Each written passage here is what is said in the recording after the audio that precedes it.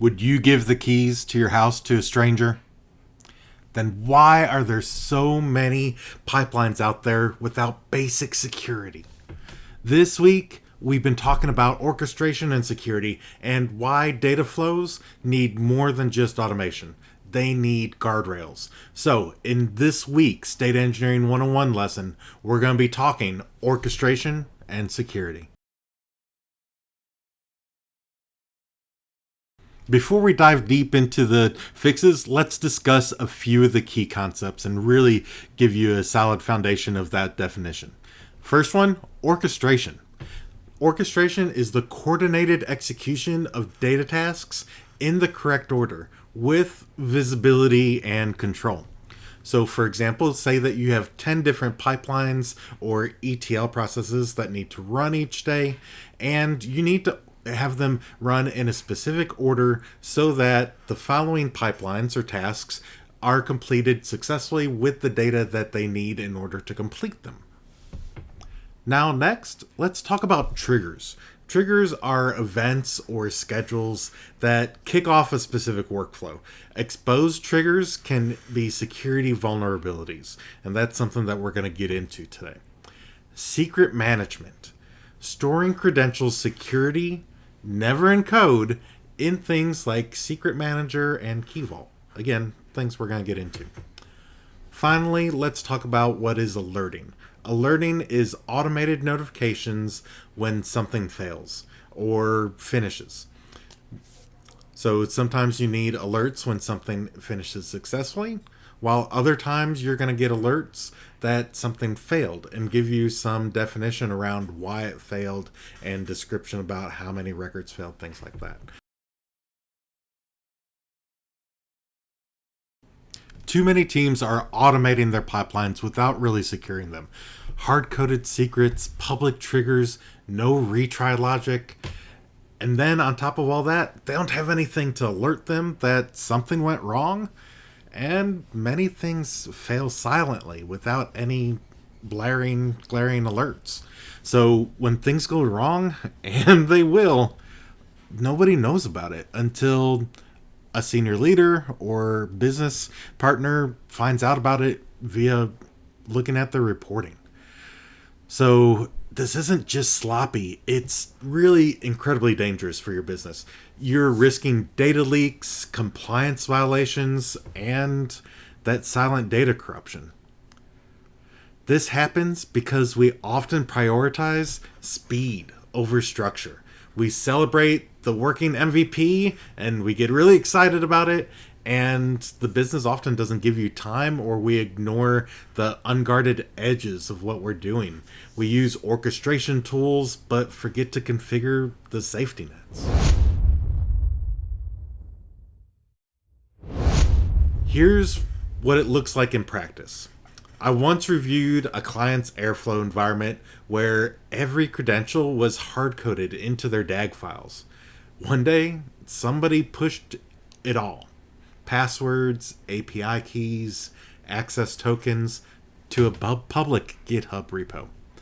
And within hours, there were bots hammering their API. They didn't even know that it happened until their cloud bill nearly tripled. There was no alerting, no audit trail, just a mess of chaos in its wake. That wasn't orchestration. That was gambling with your data and your security. And in this case, that business lost. So let's fix that. Here's what secure orchestration really looks like in practice. You have secure triggers. You're using internal event buses, cloud native schedulers with IAM controls, secret management. You're storing those secrets in Key Vault, AWS Secret Manager, or environment variables on your computer or on a virtual machine, and never in your code. Built-in retries and SLAs. SLAs are service level agreements. So tasks should never fail silently. Configure retries, escalation policies, and have checks in place so that if there is by nature of the pipeline, a potential silent failure like no records being processed, then there's an alert that goes out or a warning that goes out to the team to let them know that something needs to be looked at. Which leads me into alerting. Slack, Teams, email, SMS, or some type of incident response tools need to be configured and used wherever your team watches, and be sure that you're using something. I like Teams. There's great native integration with Teams, and I have a coding example that I used earlier this week in one of the videos. Be sure to check that out if you're interested. So let's talk through what a secure DAG looks like in Apache Airflow. If you're not familiar with how to build a DAG from scratch in Airflow, I'm working on a beginner tutorial that will help walk you through the full setup and syntax. But for now, let's just follow the structure and focus on how this one handles security and alerting. So in this code snippet, you see that we're importing the various Airflow libraries. We're creating a variable for our database password that's stored in a secret. We have a ingestion function where, again, we're using this scicopy PG2 because we're accessing a Postgres database. We're using pandas for the data frame function. And then we're creating our connection to our Postgres database here. Again, we're providing a host, database name, username. Generally, I would also recommend putting these types of credentials, these types of secrets in your secret manager as well. Next, we're creating that cursor, and again, kind of just opening that connection with the Postgres database. We are assigning a SQL script to a variable we're calling query. We're executing that query, and then we're fetching all of the rows. Next, we're putting that result into a data frame, and then we are executing a update statement that that updates those rows into our Postgres database, finally closing our connection. And finally, the last part of the function prints out a comment letting us know that we ingested those rows and how many rows were ingested. Finally, we have a function that we are also using so that when there's a failure, then it sends out that alert. Again, in this case, we're using email. So it's sending an email letting us know that the pipeline failed and to check the Airflow logs for that failure. So here's a bonus. Here, real world cloud secret access. In the real world, you might be using things like Databricks or just Python scripts that maybe you're putting into Docker containers and putting in using Elastic services to run. And if you're working in the cloud and you're working with these types of environments, here's what some secure secret access might look like in production. Again, the first one is Azure, so we're looking at Key Vault, and we are using the identity and Key Vault libraries from Azure. We are creating that credential for our access to our Azure subscription. We are setting up a client, so a secure client with our Vault URL. Again, this is just going to be your Vault name, .vault.azure.net, and then passing through that credential for our subscription.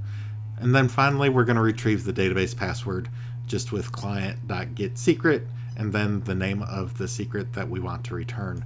And then .value just returns the actual value of that secret. Okay. Alternatively, if you're in AWS, you will be importing and using the Bodo3 library, which is our AWS library, and then the JSON library, again, because those Bodo responses are coming back in a JSON payload. So you're going to set up your client. This one's a little bit more straightforward with the AWS integration. So we have Bodo3.client, secret manager. We have our response is going to be client.getSecretValue, and then our secret ID. We're just using db-password. And then we need to parse that return, right? So the secret is going to be, we're using json.loads, and then the response from that secret string, again, being passed back in a JSON payload. And then we're going to set that password from that secret to that variable for our database password. So super simple, a little bit easier with AWS, nothing really complex here, but wanted to make sure that you could see some alternatives to accessing the secret manager, key vault, and how easy it is to really implement some standard security practices in your code. So don't worry, we're not diving really deep on these just now. Just know that this is how to secure your access to your secrets, to connection strings, API keys, database passwords, things like that. And this is how you do it in enterprise settings. I've added these code samples in the video description if you want to try them yourself, but let me know if you ever have any questions. Put down in the comments down below if you run into any issues, and I'll sync up with you and help you with it. So security and orchestration is really like installing your home's alarm system.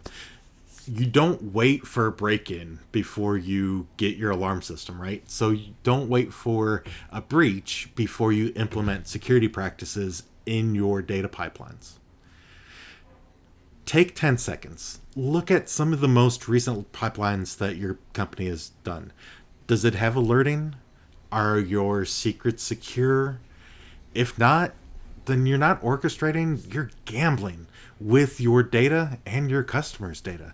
Comment down below what the first thing is that you're gonna fix. Here are some key takeaways. Orchestration is more than just automation. It's structured, secure execution. Never hard code secrets. Always use retries and alerts. Treat pipelines like production code with security and observability baked in. And this will help to set you on a secure pathway to data integration for your business. Next time, we're going to look at monitoring and observability in production pipelines.